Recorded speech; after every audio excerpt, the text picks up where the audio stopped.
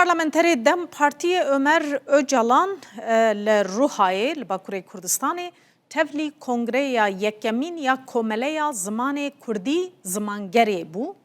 Navê Komeleyê zimanger e. Ömer Öcalan di gotara xwe de li wê derê gotiye înkarkirina ziman înkarkirina gel e û gotiye divê Kurd ji bo aştiyê li her deverê bi taybetî di siyasetê de bi zimanê xwe biaxivin û xwedî lê derkevin.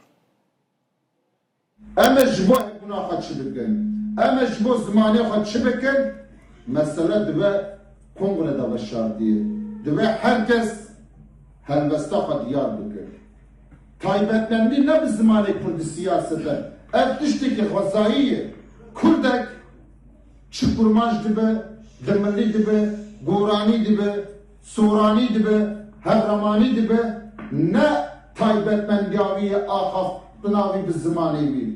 Ji bo çi bûyî taybetmendî, dema em dibînin hinek kevalên me bi zimanê xwe jiyanê xwe didomînin, bala me dikişîne. Le pişaftinek kurkirî şerrekî asimilasyona ser gelde me çawa hatê meşandin, divir da veşartiye. Le Kurd her çi qes pişaftin û asimilasyon peş ketibî jî ev zimana ser nigayê.